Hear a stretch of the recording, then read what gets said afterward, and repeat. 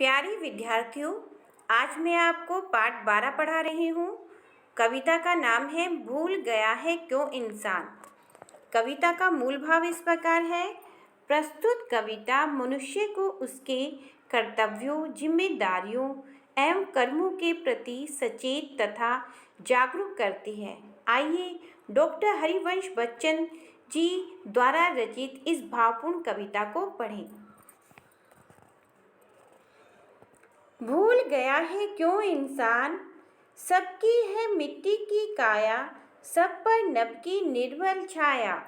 यहाँ नहीं कोई आया है ले विशेष वरदान, भूल गया है क्यों इंसान।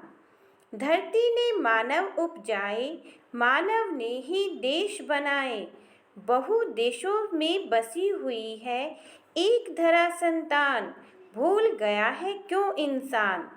देश अलग है देश अलग हो, वेश अलग है वेश अलग हो, मानव का मानव से लेकिन अलग न अंतर प्राण, भूल गया है क्यों इंसान। हरिवंश राय बच्चन।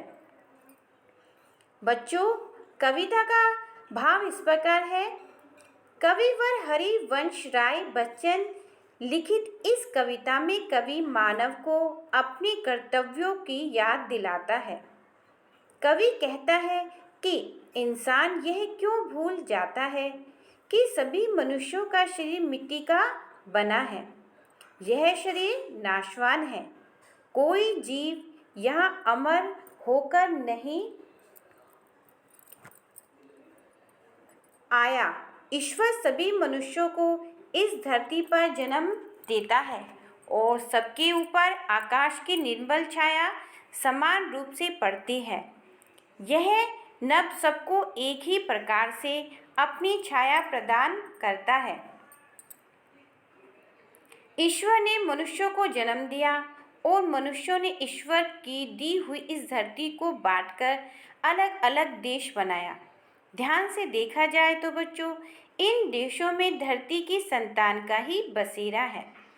कवि आगे कहता है कि माना कि देश अलग अलग हैं, उन देशों में रहने वालों की वेशभूषा, बोली, खान पान सब अलग हैं, लेकिन सभी मानव के शरीर में तो एक ही प्राण का वास है।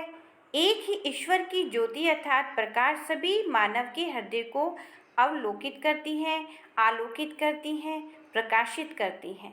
ये सच्चाई इंसान क्यों भूल जाता है। धन्यवाद बच्चों।